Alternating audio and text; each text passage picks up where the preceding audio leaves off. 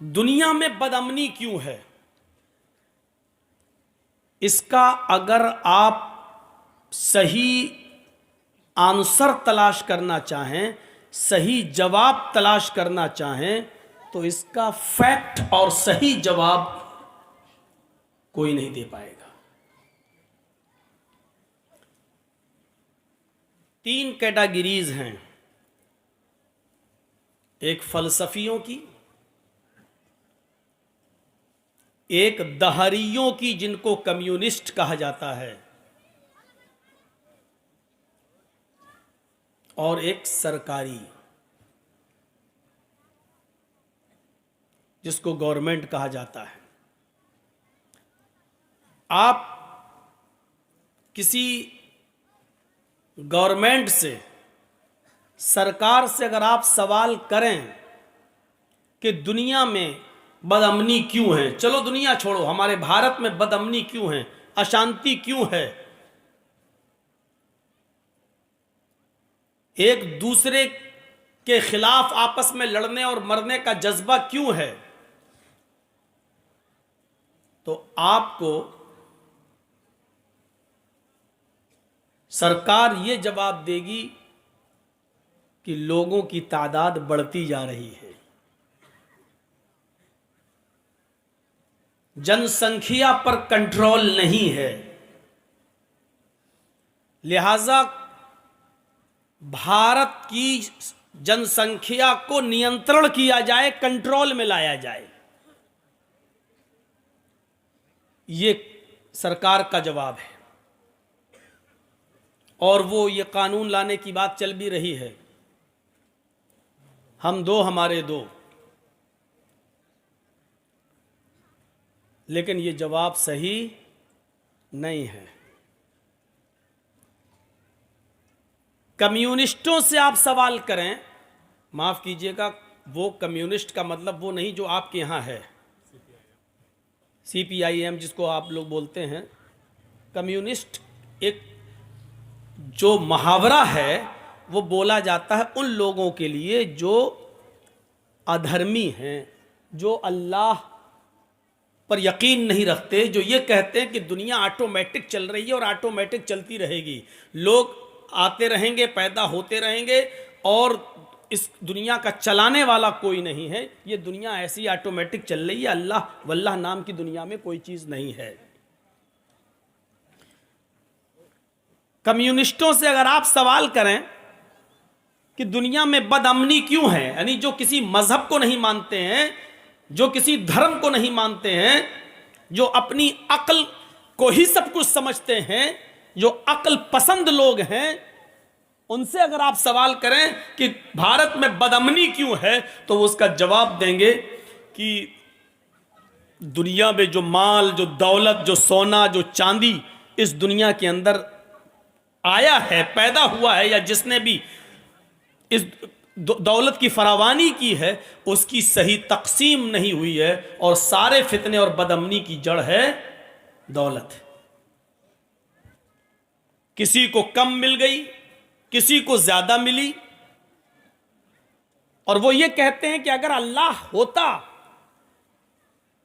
तो बेइंसाफी नहीं होती किसी के साथ, सबको बराबर पैसा देता, सबको बराबर का मकान देता, सबको बराबर की दौलत देता, सबके पास सब कुछ बराबर बराबर होता।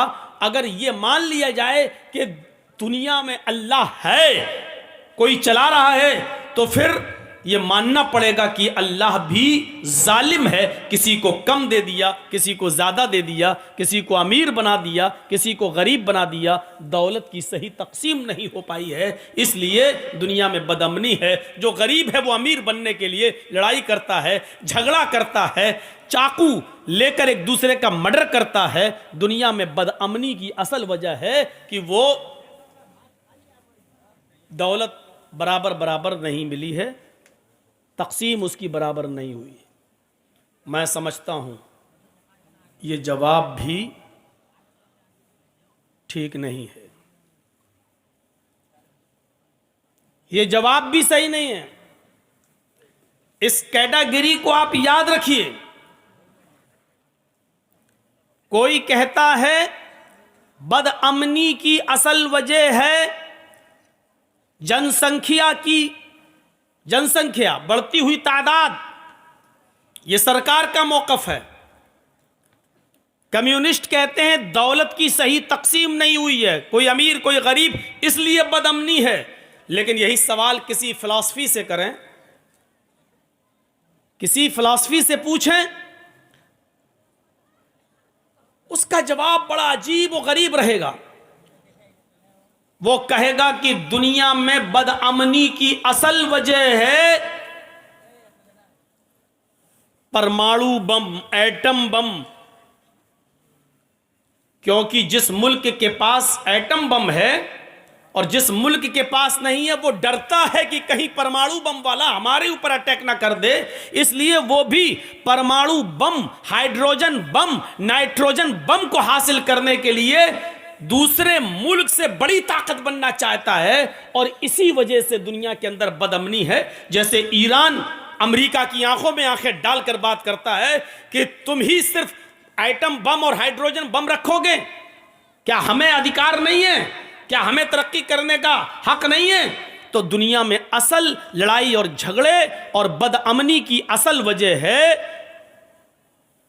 मुहलिक हथियारों का बनाना और उसका वजूद में आना।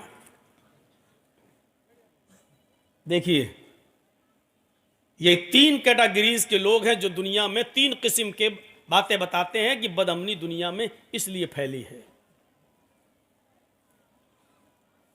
मैं समझता हूं तीनों के जवाब गलत हैं। जहां तक मेरा अपना ख्याल है, वो ये कहता है कि दुनिया में बदअमनी की असल वजह यह है कि इंसान को जिस मकसद के लिए पैदा किया गया था, आज उस मकसद से इंसान को हटा दिया गया है, इसीलिए बदअमनी फैली हुई है। अगर इंसान को उसके मकसद में लगा दिया जाए तो बदअमनी खत्म हो जाए। इसको एक मिसाल से समझिए। आपका छोटा बच्चा किसी स्कूल में पढ़ता है और उस स्कूल का टाइम है 8 बजे का और 12 बजे छुट्टी हो जाती है। 8 बजे स्कूल और 12 बजे छुट्टी। आपके बच्चों के अलावा उसमें मोहल्ले के और भी बच्चे, आपके गांव के और करिए के कई बच्चे उसमें पढ़ते हैं। बच्चे 8 बजे से पहले स्कूल पहुंच जाते हैं। जो बच्चे 8 बजे से पहले स्कूल पहुंच गए, अभी बैल नहीं बजी, घंटी नहीं बजी, अब वो बच्चे स्कूल में पहुंचकर क्या कर रहे हैं? वो इसका शर्ट खींच रहा है, वो उसका पैर पकड़ रहा है, कोई पेड़ पे चढ़ के कूद रहा है, कोई इसको मार रहा है, कोई उसको मार रहा है, आपस में खेल रहे हैं, शोर कर रहे हैं और लड़ भी रहे हैं। क्या मतलब? इन बच्चों के अंदर जो शोर और शराबा जो बरपा है, क्या इस वजह से कि उनको खाना नहीं मिला? क्या इस वजह से कि वो घर से नाश्ता करके नहीं आए? क्या इस वजह से कि स्कूल के अंदर उनको खाना नहीं दिया जा रहा है? नहीं। थोड़ी देर के बाद आप देखते हैं जैसे ही 8 बजता है, घंटी बजती है, बच्चे अपने क्लास रूम में चले जाते हैं, मैडम या टीचर आता है और उनको पढ़ाना शुरू कर देता है। वही बच्चे जो अभी थोड़ी देर पहले शोर कर रहे थे, एक दूसरे की शर्ट और पैंट पकड़कर और टाई पकड़ के खींच रहे थे, एक दूसरे के ऊपर झड़प रहे थे, जंपिंग कर रहे थे और शोर कर रहे थे, 8 बजते ही, घंटी लगते ही वो खामोश हो जाते हैं और टीचर उनको पढ़ाना शुरू कर देता है। अब वो बच्चे शोर शराबा क्यों बंद कर देते हैं? क्योंकि टीचर ने उनको उनके मकसद में लगा दिया है और उनका मकसद था हुसूल इल्म, तालीम हासिल करना। अब उनको उनके मकसद में लगा दिया गया। जब उनको उनके मकसद के अंदर लगा दिया गया तो उन बच्चों का शोर शराबा करना अब ऑटोमेटिक खत्म हो जाता है। बच्चे जब तक अपने मकसद से अलग थे, शोर कर रहे थे, मकसद से जोड़ दिए गए तो शोर शराबा खत्म हो जाता है। मेरे भाइयों, अल्लाह रब्बुल आलमीन ने हमें जिस मकसद के तहत पैदा किया, अगर इस दुनिया का हर इंसान अपने उस मकसद से जुड़ जाए तो दुनिया के अंदर बदअमनी खत्म हो जाए, दुनिया के अंदर आज अशांति का जो माहौल है वो खत्म हो जाए। और वो असल मकसद क्या है? इबादत। और इबादत सिर्फ यही नहीं है कि हम चले गए और फजर में 2 रकात नमाज पढ़ के निकल आए और जोहर में 4 पढ़ ली और असर में 4 पढ़ ली और मगरिब में 3 पढ़ ली और इशा में 4 पढ़ के हम सो गए। सिर्फ यही इबादत? इबादत सिर्फ यही नहीं है। इबादत का मफहूम बहुत वसी है। बंदगी अल्लाह के हर हुक्म को मानना इबादत है। रसूलुल्लाह के हर एक हुक्म को मानना इबादत है। हम इबादत में लग जाएं और लोगों को अल्लाह की इबादत से जोड़ दिया जाए, बदअमनी खत्म हो जाएगी। अमन हम तलाश कर रहे हैं, कहां तलाश कर रहे हैं? अमन है इबादत में। हम ढूंढ रहे हैं कि हमारे बच्चों का फ्यूचर कब अच्छा होगा, जब हम उनको अच्छा पढ़ा लेंगे, लिखा लेंगे। नहीं, अच्छा पढ़ाने और लिखाने के बाद भी बहुत से पढ़े लिखे लोगों ने अपने मां बाप को घर से बाहर निकाला है। अमेरिका और लंदन से मां बाप ने मेहनत करके अपने बच्चों को डॉक्टर बनाया, लेकिन जब अपने बच्चों के लिए बीवी तलाश करके लाए अपनी बहू, तो बहू के बहकावे में आकर उसी लड़के ने, उसी डॉक्टर ने अपनी बीवी की बात मानकर अपनी मां और अपने बाप को ओल्ड हाउस में घर से बाहर निकाल कर कहीं और भेजा। मेरी नजरों में ऐसे डॉक्टर भी इसी हिंदुस्तान के अंदर मौजूद हैं। अमन नहीं है। बहुत ज्यादा पढ़ाई और लिखाई कराने के बाद भी अमन और शांति नहीं मिली। अमन और शांति अल्लाह की इबादत में मिलेगी, और इबादत बहुत वसी है। अमन ढूंढ हम कहां रहे हैं और है कहां? शायद आपको मालूम होगा, और ना हो तो इस मिसाल से समझने की कोशिश कीजिए कि एक आदमी बेचारा बूढ़ा है, बहुत ही ज्यादा कमजोर हो चुका है, नहीफ। वो सूरज की रोशनी में टहलते हुए चौराहे पर आ गया और चौराहे पर जमीन पर बैठकर हाथ से जमीन को कुरेदने लगा, अपना हाथ जमीन पर ऐसे फैलाने लगा।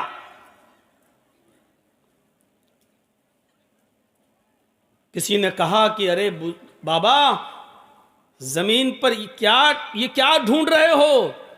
उसने कहा, बेटा मेरी सुई खो गई है, मैं उस सुई को जमीन पर ढूंढ रहा हूं। तो उस आदमी ने कहा कि बाबा तुम जमीन पर सुई ढूंढ रहे हो, आपकी सुई खोई कहां है? उसने जवाब दिया कि वो तो घर के अंदर खोई है। इस आदमी ने पूछा, बाबा सुई खोई है घर के अंदर और ढूंढ रहे हो चौराहे पर, क्यों?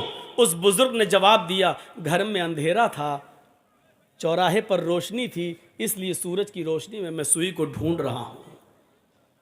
आप ईमानदारी के साथ बताइए, क्या सूरज की रोशनी उसको उसकी खोई हुई सुई चौराहे पर दे सकती है? सुई खोई है घर में, ढूंढ रहा है चौराहे पर, नहीं मिल सकती है वो सुई। घर में ढूंढे तो शायद चिराग जला के भी ढूंढे तो हो सकता है मिल जाए, लेकिन सड़क पर ढूंढ रहा है तो सूरज की रोशनी में भी नहीं मिल सकती है, क्योंकि सड़क पर खोई नहीं है। हमारा अमन खोया है, हमारी शांति खोई हुई है, और हम उसको ढूंढ रहे हैं दौलत में, हम उसको ढूंढ रहे हैं अच्छे और खूबसूरत मकानों के अंदर, हम उसको ढूंढ रहे हैं अपने बच्चों की अच्छी पढ़ाई के अंदर, हम उसको ढूंढ रहे हैं खूबसूरत शादी करेंगे और बीवी आएगी तो हमारी जिंदगी बन जाएगी, हम उसके अंदर। मेरे भाइयों, जो अमन और सुकून हमें इबादत के अंदर मिलेगा, हम ढूंढ रहे इन चीजों में, वो नहीं मिल सकता है। मौलाना साहब, बात तो आपकी सही है। जब सही है तो फिर अकल क्यों तस्लीम नहीं करती है इस बात को? करना चाहिए। जहां नमाज इबादत है, रोजा इबादत है, हज इबादत है, ज़कात इबादत है, अपने बीवी बच्चों के लिए मेहनत करना भी इबादत का एक हिस्सा है। अगर कोई शख्स कुरान का हुक्म मानकर अपने अब्बू की, अपने बाप की खिदमत कर रहा है तो यह भी इबादत का एक हिस्सा है। अपने मां की खिदमत कर रहा है तो यह भी इबादत का एक हिस्सा है।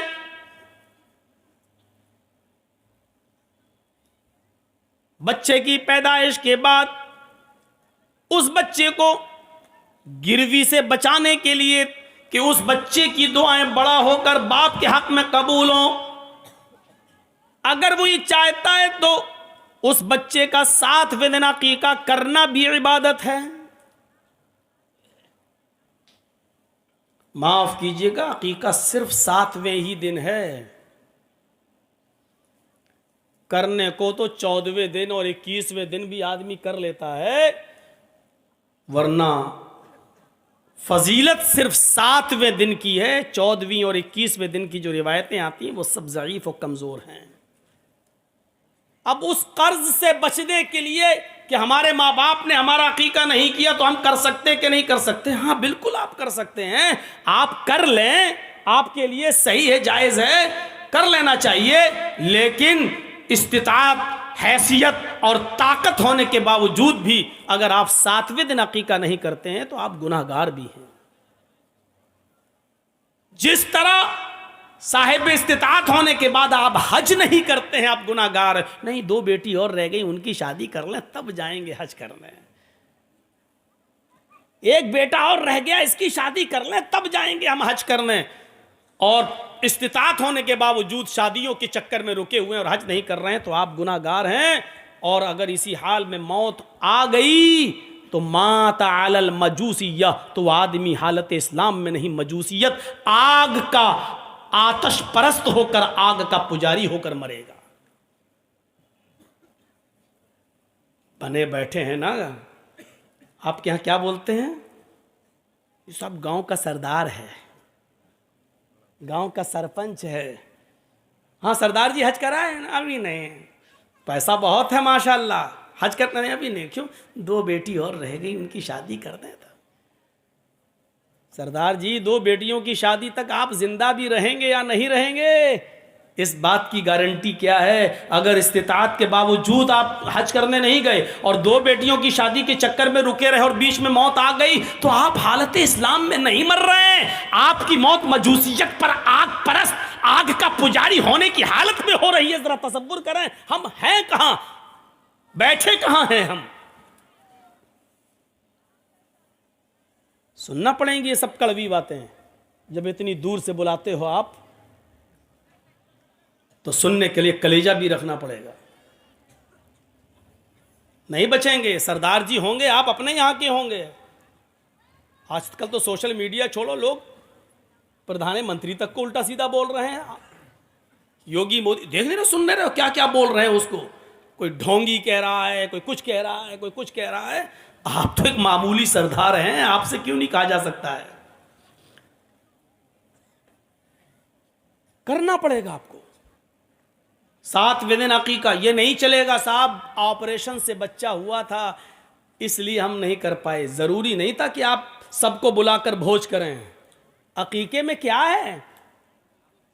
लड़की है तो घर में 1 बकरी ज़िबा कर दीजिए और उसका गोश्त गरीबों और मिस्कीनों में बांट दीजिए, हो गया अकीका। लड़का है 2 बकरे लाइए और ज़िबा कर दीजिए और उनका गोश्त गरीबों, फकीरों, मिस्कीनों में बांट दीजिए, थोड़ा बहुत आप भी रख लीजिए अपने यहाँ, हो गया अकीका। आपकी बीवी अगर ऑपरेशन से बच्चा हुआ है, डिलीवरी हुई है और हॉस्पिटल में है, अभी आप धूमधाम से अकीका नहीं कर सकते, मत करिए। लेकिन 7वें दिन 2 खस्सी को, 2 जानवर को ज़िबा करके उसका गोश्त गरीबों में तकसीम कर दीजिए, आपका अकीका मान लिया जाएगा, हो जाएगा। मेरे भाइयों, उसके लिए पूरे गांव को पूरा मौजमपुर आ जाए और पूरा ये आ जाए, हम उनको भोज, तभी अकीका होगा। नहीं, जब आपको अल्लाह ताला इस्तिताअत दे दे बाद में, फिर खुशी में कभी खिला देना। लेकिन 7वें दिन इस्तिताअत है, ताकत है तो आपको अकीका करना होगा। अगर आप के यहाँ बच्चा पैदा हुआ, लड़का है वो, और 2 बकरों की ताकत नहीं है, 1 की है, तो आप 1 ही लाइए और कर दीजिए। जरूरी नहीं है कि आप 2 ही लाएं। हाँ, लड़का है तो 2 चाहिए अगर इस्तिताअत है तो। अगर लड़का है 2 की इस्तिताअत नहीं है, 1 की है तो 1 ही लाकर आप कर दीजिए। नियत ये हो कि अल्लाह अगर तूने मुझे दिया होता तो मैं 2 करता, लेकिन मेरे पास 2 की नहीं 1 की है, तो 1 ही लाकर ज़िबा कर दीजिए मेरे भाइयों, और उसका गोश्त तकसीम कर दीजिए। इन्नद दीन युस्रुन, दीन आसान है, उसको मुश्किल हमने और आपने बनाया। नहीं साहब अभी नहीं करें, क्यों नहीं करें? 1 महीने के बाद मेरी बेटी की शादी फला जगह हुई है, वो 1 महीने के बाद आएगी। जब वो भी आ जाएगी, मेरे नाती भी आ जाएंगे, मेरे पोते भी आ जाएंगे, हैं, तब हम अकीका करेंगे। और इस सिलसिले में रोकते हुए इतने दिन तक अकीके को टाल देना मेरे भाइयों, ये जुर्म नहीं बल्कि जुर्म अजीम है। याद रखना, याद रखना मेरे भाइयों, इस्तिताअत होने के बावजूद भी अगर आपने 7वें दिन अकीका नहीं किया तो आप मुजरिम हैं।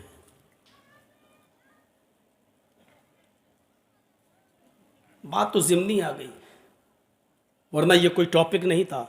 इबादत ये भी एक हिस्सा है। इसी तरीके से कल मैंने कहा था कि औरतों के ताल्लुक़ से, ख़वातीन के ताल्लुक़ से बोलेंगे। बहुत दिन हो गए मेरे भाइयों, ख़वातीन के ताल्लुक़ से कुछ बातें नहीं हो पाई। ये भी हमारे समाज का एक हिस्सा है।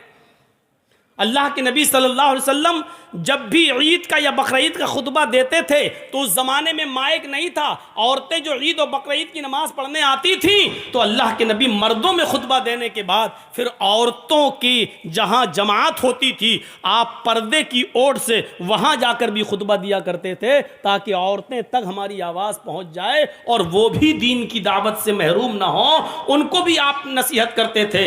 हाँ, या माशरन निसाई तसद्दक़ फ़इन्नी उरीतुकुन्ना अक्सर अहलिन्नार, ऐ औरतों की जमात तुम ज़्यादा से ज़्यादा सदका और खैरात करो क्योंकि मैंने तुम्हें सबसे ज़्यादा जहन्नम में जलते हुए देखा है। फ़इन्नी उरीतुकुन्ना अक्सर अहलिन्नार, सबसे ज़्यादा जहन्नम में तुम्हें सबसे ज़्यादा जलते हुए देखा है।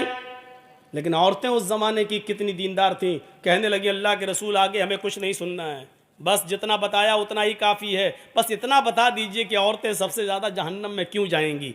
यहाँ तो जर्जीत साहब अगर 1.5 घंटा बोल दें तब भी आधा घंटा और 2 घंटा बोल दें तो बहुत जल्दी ख़त्म हो गया। मौलाना साहब अभी तो पता ही नहीं चला टाइम। अरे तुम्हें पता नहीं चला, जो बोल रहा उससे तो पूछो।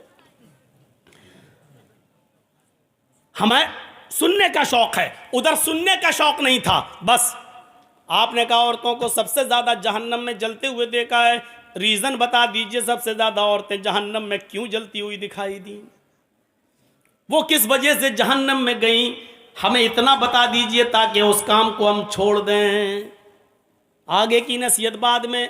अगर अमल सुन तो लें बहुत ज़्यादा और अमल एक पे भी ना करें तो बेकार है। कम सुनना है लेकिन अमल करना है। हमें बताइए क्यों गई। अल्लाह के नबी ने फरमाया तुम सबसे ज़्यादा जहन्नम में इसलिए गई हो, तुम सबसे ज़्यादा जहन्नम में इसलिए डाली गई हो, तकफुरनल अशीर, पहली वजह यह है कि तुम लानो तान ज़्यादा करती हो, तुम चुगली ज़्यादा करती हो। 2, 3, 4 लड़के अकेले अकेले अगर जा रहे हो साथ में मिलकर सड़क पर तो हो सकता है कि वो खामोशी के साथ चल दें, लेकिन अगर 2-3 लड़कियां साथ में स्कूल जा रही हों तो आप देखेंगे कि पीछे आप बाइक का हॉर्न ही बजाते रहें, नहीं वो सुनाई ही नहीं देगी। क्यों? वो बातों में, अपनी सहेलियों की बातों में लगी हुई हैं, उनको नहीं सुनाई देगा क्योंकि उनकी बातें आपके हॉर्न के बाइक के हॉर्न से ज़्यादा वो उसमें मस्त है, बातों में लगी हुई है, नहीं सुनाई दे रहा हॉर्न।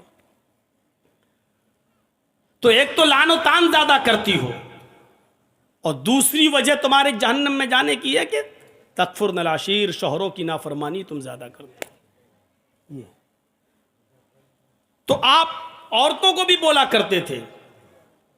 और इस वक्त बड़ा मुद्दा जो उठा, और आज देख लीजिए जो सोशल मीडिया पे चल रहा है, किसी आदमी का जो मर्डर कर दिया गया है और मार दिया गया है, ये होना है, इलेक्शन का दौर है ना। किसी तरीके से, अरे आपके यहाँ की बात नहीं कर रहे हैं, हम कर्नाटक की बात कर रहे हैं, आप यहाँ अनीस को घुसेड़ दिए। आज देख लीजिए बजरंग दल का कोई आदमी था, है? कितना चर्चा उसका हो रहा और उसके तार मुसलमानों से जोड़ने की कोशिश की जा रही है, और कोई बड़ी बात नहीं। जैसे 2024 के इलेक्शन के मौके पर पुलवामा हमला हो गया, तो ये ध्रुवीकरण का सब कुछ होगा, अंदंद हेरा फेरी सब कुछ किया जाएगा और होगा। हिजाब का मुद्दा उठा, होना तो ये चाहिए था।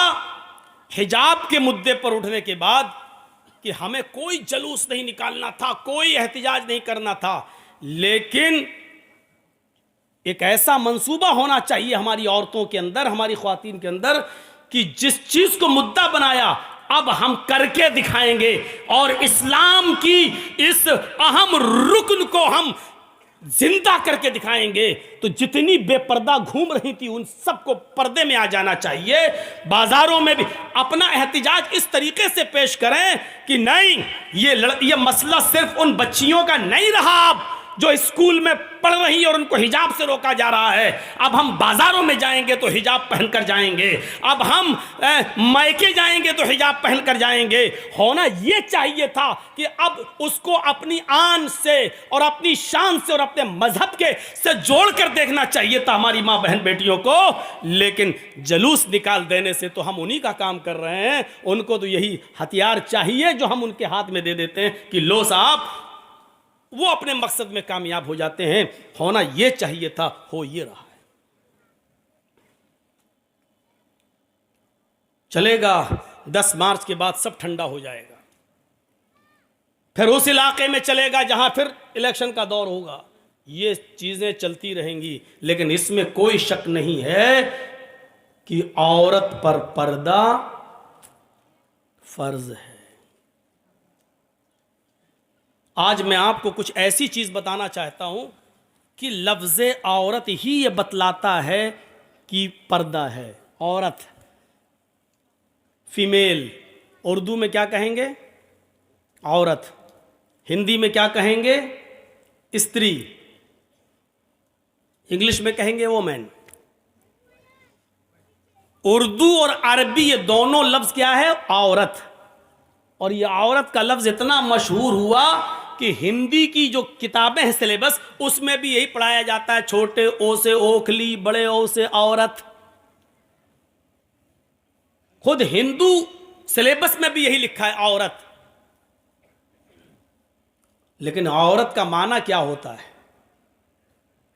औरत का माना ही होता है सतर। औरत का माना ही होता है छिपाई जाने की चीज। औरत का माना होता है, खुलकर सही माना बता दूं, औरत का माना होता है नंगा या नंगी, और नंगी चीज को छिपाया जाता है। जो चीज बरहना हो उसको छिपाई जाती है। तो औरत के माना क्या होते हैं? नंगा या नंगी, उसको छिपाया जाए। कुरान करीम की आयत से समझाने की कोशिश करता हूं। सलासतु औरातिन लकुम, यह है कुरान करीम की आयत का एक टुकड़ा। देखिए, औरत का प्लूरल इस्तेमाल हुआ है। थोड़ी सी स्पीड हमारी डाउन होगी, बाद में हम फिर अपने लबो लहजे में आएंगे। पहले समझ लीजिए, सलासतु औरातिन लकुम, औरत का प्लूरल इस्तेमाल हुआ क्या है? औरात। औरत सिंगुलर और औरात प्लूरल। 3 वक्त ऐसे हैं जो नंगे हैं। अब भौंडा तर्जुमा अच्छा नहीं लगता है, इसलिए इसका तर्जुमा मैं यूं कर रहा हूं, सलासतु औरातिन लकुम, 3 टाइम्स। 3 औकात, 3 वक्त ऐसे हैं जो पर्दे के वक्त हैं। इन पर्दे के वक्तों में, इन नंगे वक्तों में तुम किसी के घर न जाया करो। अल्लाह ताला ने, कुरान कह रहा, अल्लाह ताला ने जो आदाब सिखलाए हैं कि किसी के घर जाओ तो पहले दरवाज़ा खटखटाओ, जब वो दरवाज़ा खोले तो सलाम कह के अंदर जाओ। वहीं पर अल्लाह ताला ने ये भी बताया कि 3 वक्त ऐसे हैं जो पर्दे के वक्त हैं, उन वक्तों में तुम किसी के घर न जाया करो। और वो 3 वक्त पर्दे के वक्त जो हैं, जो नंगे वक्त औकात कहलाते हैं, बरहना नंगे औकात, वो क्या हैं? नमाज फजर से पहले, पहला वक्त, फजर की नमाज से पहले तुम किसी के घर मत जाओ। भाई, शौहर बीवी हैं, लेटे हैं, आराम कर रहे हैं, सो रहे हैं, आप किसी के घर इस वक्त नहीं जाइए। मना किया है फजर की नमाज से पहले किसी के घर जाने से। नमाज इशा के बाद किसी के घर मत जाओ, 2 वक्त हो गए। नमाज फजर से पहले किसी के घर मत जाओ और इशा की नमाज के बाद किसी के घर मत जाओ, क्योंकि इशा की नमाज के बाद वक्त जो होता है वो सोने का वक्त होता है। हमारे यहाँ इशा की नमाज का वक्त गुलछर्रे उड़ाने का वक्त होता है, क्रिकेट खेलने का वक्त होता है, पूरी पूरी रात कैरम बोर्ड खेलने का वक्त होता है। और ख़ास आपके यहाँ ना हो, लेकिन बड़े बड़े शहरों में चले जाओ, जैसे हम लखनऊ के हैं, बम्बई वगैरह में चले जाओ, दिल्ली, तो वहाँ तो बड़ा अजीब मामला है। और रात दिन शुरू ही होता है इशा के बाद से। वाह, 2 वक्त हो गए। नमाज फजर से पहले किसी के घर मत जाओ, इशा की नमाज के बाद किसी के घर मत जाओ। और तीसरा पर्दे का वक्त क्या है? दोपहर में ज़ोहर की नमाज के बाद जब आदमी कैलूला करता है, ये कैलूला सुन्नत है। अल्लाह के रसूल और आपके सहाबा कभी कैलूला छोड़ते नहीं थे। कैलूला का मतलब समझते हैं ना? दोपहर का खाना खाने के बाद थोड़ी देर के लिए दाहिनी करवट से सोना, लेट जाना, आराम करना, ये सेहत के लिए भी ज़रूरी है, तंदुरुस्ती के लिए भी ज़रूरी है। हमारी भाग दौड़ वाली ज़िंदगी ने आज हमको इससे महरूम कर दिया है, वरना ये सुन्नत है कैलूला। तो दोपहर में कैलूले के वक्त तुम किसी के घर मत जाओ।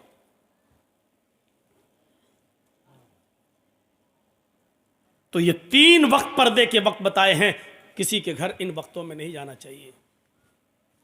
बहुत ज़्यादा इमरजेंसी हो, ज़रूरी हो, किसी की तबीयत ख़राब हो, फ़ोन करके बुला रहा हो, तो देखिए मजबूरी में फिर कुछ कंडीशनें बन जाती हैं।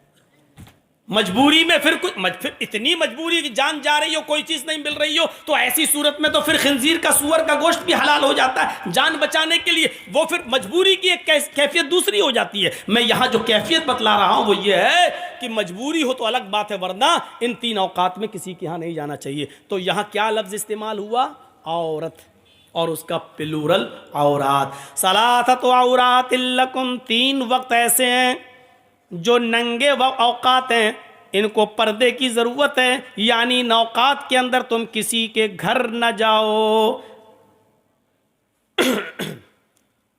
एक जंग हो रही थी, जंग अहज़ाब, ग़ज़वे अहज़ाब के नाम से मशहूर थी। अल्लाह के नबी ने जब सहाबा से उस ग़ज़वे में निकलने के लिए गुजारिश की कि निकलो उस जंग में, तो जो मुनाफिक थे, मुनाफिक जानते हैं ना, उसको बताने की ज़रूरत नहीं। आज थोड़ा सा गर्म पानी रखिएगा, क्योंकि लगता है कि जाएगी आवाज़। नहीं है तो मंगा लो थोड़ा सा, आजकल तो चाय की होटलें तो खुली होंगी। तो सुनिए, जब ग़ज़वे अहज़ाब के निकलने का हुक्म दिया मुसलमानों को, सहाबा को, तो उसमें बड़ी अजीब चीज़ बता रहा हूँ आज। तो उसमें जो कुछ मुनाफिक थे, मुनाफिक को मैं इतना बता दूं, मुनाफिक किसे कहते हैं? जो ना इधर होता है ना उधर होता है, ना इस्लाम के अंदर ना कुफ्र के अंदर, उसको पता ही नहीं चलता कि सही क्या है। वो हमारे मुंह पे हमारे जैसी और आपके मुंह पे आपकी जैसी, ये होता मुनाफिक। मुनाफिक को समझाने के लिए सही मिसाल दूं, एक तो होती है नींद, गहरी नींद, हम सो रहे हैं, गहरी नींद सोने वाला आदमी दुनिया की लज्जतों से महरूम है, लेकिन नींद की लज्जत उसको मिल रही है, सुकून उसको मिल रहा है।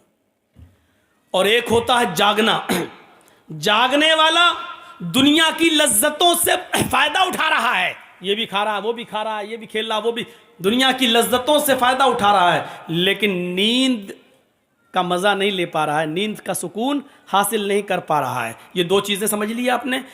गहरी नींद में जो आदमी सो रहा है वो दुनियावी चीज़ों के मज़े नहीं ले रहा है, लेकिन नींद का सुकून उसको मिल रहा है। जागने वाला आदमी दुनियावी चीज़ों से लुत्फ़ अंदोज हो रहा है, एंजॉय ले रहा है, लेकिन नींद के मज़े नहीं ले पा रहा है। बीच में एक नींद कैसी होती है?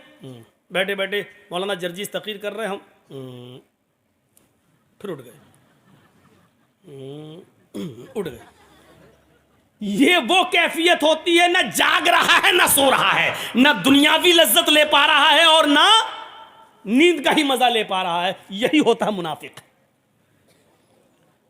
ना वो कुफ्र का ही मजे ले पा रहा है, ना वो आखिरत के मजे ले पा रहा है इस्लाम के। ये है मुनाफिक। जर्जी साहब, हमारे मुंह पे हमारी तारीफ। आप हमारे विरोधी हैं, आपके पास गए, अरे वो कमीना आदमी, हट हट, आपके मुंह पे आपकी। तो ये मुनाफिक थे जो इस शर्त पे अल्लाह के नबी के साथ रह रहे थे कि जब कोई हम पर हमला करेगा आप पर तो हम आपका साथ देंगे। जिन्होंने कलमा पढ़ लिया था लेकिन धोखा देने के लिए, और अल्लाह के रसूल साहबा उनको मुसलमान समझ रहे थे कि ये तो कलमा गो हैं, हमारे भाई हैं। सारे लोग जब जाने लगे ग़ज़वे अहज़ाब में तो ये मुनाफिक लोगों ने क्या कहा, आए अल्लाह के नबी, आए अल्लाह के रसूल, हम ग़ज़वे में शिरकत नहीं कर सकते, हम जंग में नहीं जा सकते हैं। कुरान पढ़िए, कुरान क्या कहता है, आए अल्लाह के नबी मैं ग़ज़वे में नहीं जा सकता। क्यों नहीं जा सकता, अपनी वजह बताते हैं ये मुनाफिक। इन्ना बुयूतना औरतुन, औरत का लफ्ज़ इस्तेमाल हो रहा है, गौर कीजिए।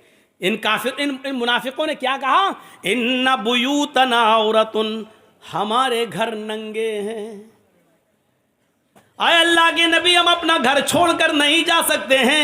इन्ना बुयूतना औरतुन, हमारे घर नंगे हैं, यानी हमारे घरों में दरवाजे नहीं हैं। अगर हम जंग में चले जाएंगे तो हमारी बीवी और बेटियों की इज्जत महफूज नहीं रहेगी। हमारे घरों में दरवाजे नहीं लगे हैं, या ये कहिए कि दरवाजे तो लगे हैं लेकिन दीवारें बहुत छोटी छोटी हैं, कोई भी दीवार से चढ़कर हमारे घर में छलांग लगा सकता है, हमारे घर में आ सकता है। बहाना क्या बनाया कि हमारे घरों में हिफाजत नहीं है, हमारे घर नंगे हैं, उसमें दरवाजे नहीं हैं, इसलिए हम नहीं जा सकते हैं, हमारी मजबूरी है। तो उन्होंने अपने घरों को गैर महफूज कहने के लिए कौन सा जुमला इस्तेमाल किया, औरत का वर्ड इस्तेमाल किया जो कुरान में आया है, इन्ना बुयूतना औरतुन, हमारे घर नंगे हैं। औरत का मतलब क्या हुआ, नंगा या नंगी, और नंगी चीज को छिपाया जाता है। आपका घर बहुत आलीशान बना हो लेकिन दरवाज़ा ना हो तो उस घर की कोई हैसियत नहीं, क्योंकि कोई भी चोर चोरी कर सकता है। इसका मतलब यह है कि आपका घर नंगा है, जब तक उसको छिपाओगे नहीं, औरत उस घर के अंदर औरत नहीं रखोगे, यानी दरवाज़ा नहीं रखोगे, आपका घर गैर महफूज है। घर को ढकना ज़रूरी है, दरवाज़ा ज़रूरी है। इसी तरीके से औरत नंगी है, उसकी हिफाजत ज़रूरी है, यानी उसके लिए पर्दा ज़रूरी है, उसके लिए सतर ज़रूरी है। कहिए मौज़म पुरो कलिया चक और इधर उधर से आए हुए लोगों, अब क्या कहोगे हिजाब के बारे में और नकाब के बारे में।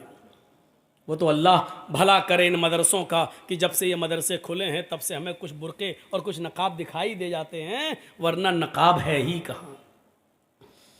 आज भी हमारे यहाँ और यानियत और जहालत का आलम यह है कि आज भी हमारे घरों की औरतें घरों में नहीं, हमारे मोहल्लों में बने हुए तालाब में नहाती हैं, और उन तालाबों में नहाती हैं जहां से मर्दों का गुजर भी होता है। आज भी हमारी जहालत और हमारी और यानियत और हमारे नंगेपन का हाल यह है कि हम समझ ही नहीं पा रही हैं कि हमें घर के अंदर जिस औरत के सर का एक बाल तक दिखना जायज न हो, वो ऐसे तालाब में नहाए जो सड़क पर बना हो, सड़क के किनारे, और जहां मर्द भी गुजर रहे हो और औरतें भी गुजर रही हो। मेरे प्यारे साथियों, इसको हम जहालत और यानियत के अलावा और कोई दूसरा नाम नहीं दिया जा सकता, इसको सुनना पड़ेगा।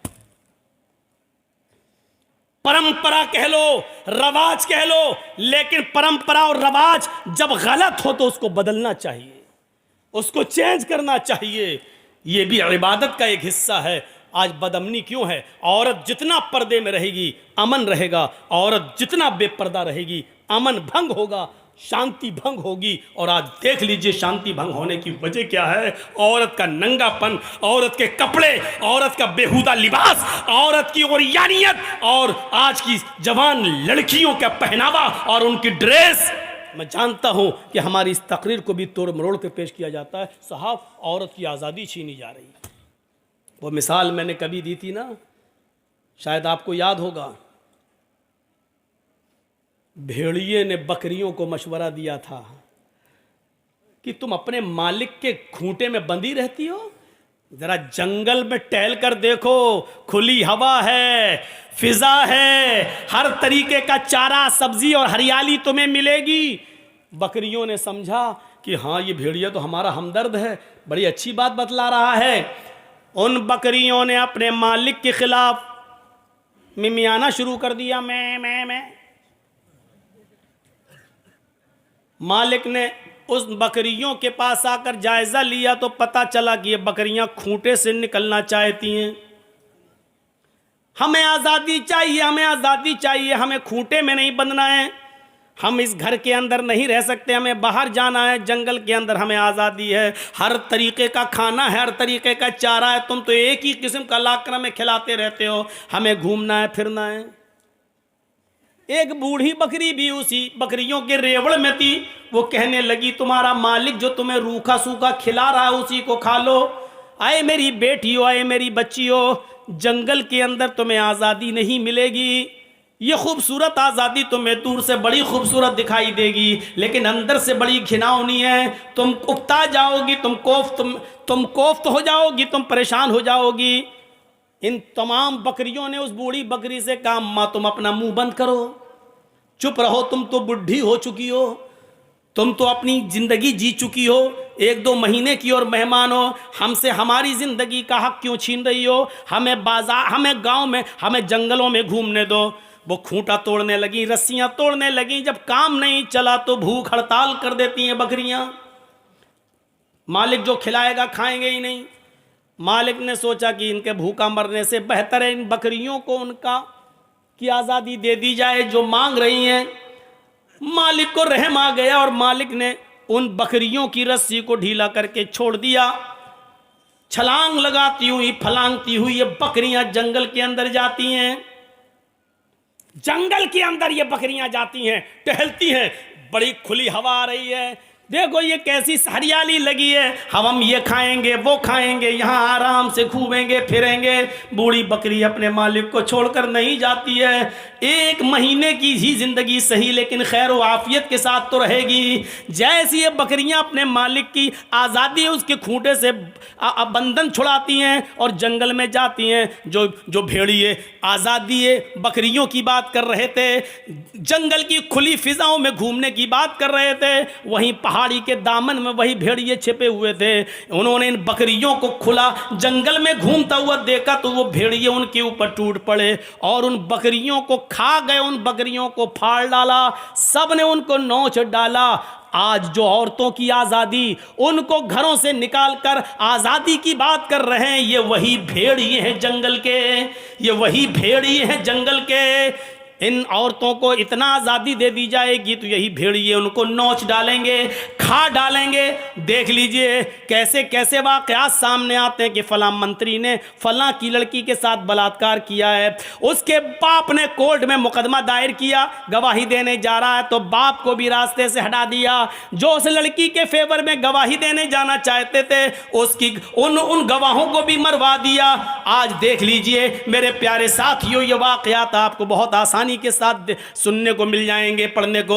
जो आज़ादी निस्वां, औरतों की आज़ादी का नारा लगाते हैं, वही छुपे हुए भेड़िए हैं जो इन औरतों की आज़ादी का नाजायज फायदा उठाते हैं। वरना बताओ बताओ कौन सा डिपार्टमेंट आज ऐसा है जो बदनाम ना हो और जहां लड़कियों को उनकी मर्जी के मुताबिक अगर कोई सर्विस या कोई नौकरी मिलती है और उनका जिस्म सही सलामत रहता हो। कोई एक डिपार्टमेंट बता दो जहां उनको उनकी मर्जी के मुताबिक डिपार्टमेंट मिलने के लिए उनके जिस्म का सौदा न किया जाता हो। और इस मामले में फिल्मी दुनिया सबसे ज्यादा बदनाम है। मेरे प्यारे साथियों, यही वो आजादी है जो तुम मांग रही हो और ये वही भेड़िए हैं जो तुम्हारी आजादी की फिक्र कर रहे हैं और तुम्हें हक दिलाना चाहते हैं। मेरे इस मामले को हमारी माँ और बहनों को सोचना पड़ेगा और समझना पड़ेगा। इस्लाम ने तुम्हें जितनी आज़ादी दी है उतनी काफ़ी है और जितना तुम्हें किसी बंधन में रखा है वो तुम्हारी हिफाजत के लिए, तुम्हारी कीमती चीज़ की हिफाजत के लिए। ज़रा तसव्वुर करो, तुम्हारी वो कीमती चीज़ है, उस कीमती चीज़ की हिफाजत के लिए अल्लाह के नबी ने ये उसूल बना दिया कि अगर किसी की माँ, किसी की बहन, किसी की बेटी घर के अंदर मौजूद है और उसके दरवाजे बंद हैं, फिर भी कोई सुराख से झांक कर तुम्हारे घर में तुम्हारी माँ, बहन, बेटी की इज्जत व आबरू को देखना चाहता है और तुम्हारी नज़र उसके ऊपर पड़ जाती है कि कोई है जो हमारे बंद दरवाजे और बंद खिड़कियों खूबियों के बावजूद हमारे घर की जासूसी कर रहा है, हमारी माँ बहन बेटी को तक रहा है, तो उस आदमी को हक दिया है कि वो दरवाज़ा खोले, चाकू या छुरी लेकर आए और घर की जासूसी करने वाले, ताक झांक करने वाले का मर्डर कर दे, उसको कत्ल कर दे, तो कत्ल करने वाला गुनाहगार नहीं माना जाएगा। हम भारतीय लॉ के हिसाब से बात नहीं कर रहे, हम इस्लाम की पैराए में बात कर रहे हैं। जरा तसव्वुर करो कि वो कितनी कीमती चीज़ है जिसके लिए इस्लाम इस बात की इजाज़त देता है कि अगर अपनी माँ बहन बेटी की इज्जत व आबरू के बचाने के लिए अगर तुम किसी का मर्डर करते हो, कत्ल करते हो, तो तुम कातिल नहीं लिखे जाओगे, और अगर जवाब में उसने तुम्हें मार दिया तो तुम शहीद कहलाओगे। जरा तसव्वुर कीजिए आप, कहाँ हैं हम। तो मुनाफिकों ने कौन सा लफ्ज इस्तेमाल किया था? औरत। इन्ना बुयूतना औरतुन, हमारे घर नंगे हैं। आइए, कुरान ने जो पर्दा बताया है, कुरान ने जो पर्दा बताया है, जिन लोगों से पर्दा बताया है, वो एक लंबी लिस्ट है कि इनसे पर्दा, इनसे पर्दा, इनसे पर्दा, इनसे पर्दा, और जिनसे पर्दा नहीं है उसकी भी एक लंबी लिस्ट है। इनसे पर्दा नहीं, इनसे पर्दा नहीं, उसमें बाप भी शामिल है, ससुर भी शामिल है, इनसे पर्दा नहीं है। इसी तरीके से सास का दामाद से पर्दा नहीं है। पूरी एक लिस्ट है कुरान की। उस लिस्ट को बताते बताते कुरान करीम में यह आयत भी मौजूद है, अब तिफलिल्लज़ी लम यज़हरू अला औरातिन निसा, यहां पर भी औरात का लफ्ज इस्तेमाल हुआ है। यहां पर भी औरात, औरत का प्लूरल औरात यूज किया गया है। अब तिफलिल्लज़ी लम यज़हरू अला औरातिन निसा, तिफल कहते छोटे से बच्चे को। तिफल जो बच्चा भी घुटनों के बल चलता है या उठ के चलता है, 5-6 साल का है, चल रहा है, उठ रहा है। कुरान इस बच्चे के बारे में कह रहा है, आए औरतों, आए ख्वातीन, आए मेरी बंदियों, तुम इनसे इनसे इनसे पर्दा नहीं कर सकती हो। ससुर से पर्दा नहीं है, शौहर से पर्दा नहीं है, बेटे से पर्दा नहीं है, इनसे पर्दा नहीं है।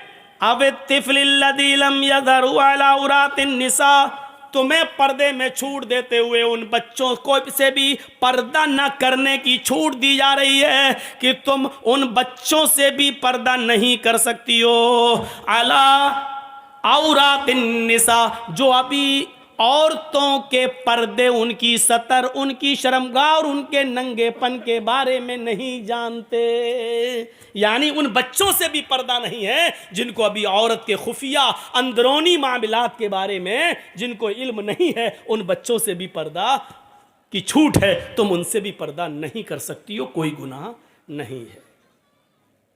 तो बताने का मकसद यह था कि यहां क्या इस्तेमाल किया गया? औरत का प्लूरल औरात, यानी इनसे भी पर्दा ना करो। खुले, इनके सामने भी खुले आम आ सकती हो, इनको अपनी गोद में बिठा सकती हो, और छोटे छोटे बच्चों को अपनी गोद में लेके तुम उनको भी चूम सकती हो, बोसा ले सकती हो, कोई हर्ज की बात नहीं है। छोटे छोटे बच्चों से तुम हाथ भी मिला सकती हो, मुसाफा भी कर सकती हो। ये है इस्लाम। आइए एक हदीस बताता हूं आपको। अल्लाह के नबी सल्लल्लाहु अलैहि वसल्लम मस्जिद के अंदर दाखिल हुए, मस्जिद नबवी, अपनी मस्जिद। जब मस्जिद में दाखिल हुए तो एक सहाबी मस्जिद के अंदर लेटे हुए थे, और उस सहाबी का नाम था जरहद। अबू दाऊद की रिवायत है, वो उस सहाबी का नाम था जरहद। तो मस्जिद के अंदर लेटे हुए थे और उनकी लुंगी घुटने से ऊपर आ गई थी, ये यहाँ, यानी ये हिस्सा खुल गया था। रान ही बोलते हैं ना आपके यहाँ, चलिए इसको रान बोलते हैं। ये हिस्सा खुल गया था। कभी कभी पूछना पड़ता है, पता नहीं हम रान कह दें और आप समझ ही ना पाएं। तो घुटने से ऊपर का हिस्सा है ये रान खुल गया, सो रहा है, सोता मरता बराबर, सो रहा, और रान खुल गई। अल्लाह के नबी जब दाखिल हुए तो आपकी नजर उस रान पे पड़ गई, फौरन निगाह नीची कर ली। सोचिए, रान, हम क्या क्या पहन के नहाते हैं, क्या पहन के हम खेलते हैं, क्या पहन के हम ट्रेनों में सफर कर रहे हैं। आज बहुत से लोगों को देखो, इतना अंडरवियर पहना, ट्रेन में भी सफर कर रहे हैं, पता नहीं क्या। आज इतना इतना पहन के लोग क्रिकेट भी खेल रहे हैं। अरे मर्द तो मर्द, इतना कपड़ा औरतें भी पहन के खेल रही हैं। ओलंपिक देख लो, टेनिस देख लो, अब नाम नहीं लूंगा मैं, जरूरी नहीं सबका नाम लिया जाए, और नाम लेने की जरूरत क्या है। इस्लाम तो अलल ऐलान एक हुक्म नाफिज करता है, वो किसी के ऊपर भी जा सकता है। तो उस सहाबी की जब रान खुल गई तो अल्लाह के नबी सल्लल्लाहु अलैहि वसल्लम ने उनको आवाज दे के उठाया, जरहत जरहत जरहत। हजरत जरहत उठे क्या? तो आपने जो जुमला कहा, अमा आलिमता अन्नल फखिज़ औरतुन, देखिए जुमला और उस पर लफ्ज क्या, औरत, अन्नल फखिज़ औरतुन, आए जरहत अमा आलिमता, क्या तुम्हें नहीं मालूम, अमा आलिमता क्या तुम्हें पता नहीं है, अमा आलिमता क्या तुम्हें यह बात नहीं बताई गई, क्या तुम इस बात से वाकिफ नहीं हो, क्या इस बात से तुम्हें खबरदार नहीं किया गया, क्या तुम्हें नहीं मालूम, अन्नल फखिज़ औरतुन, की रान भी बरहना है, रान भी सतर है, रान भी नंगेपन में शामिल है, यानी रान को भी छिपाया जाएगा। अन्नल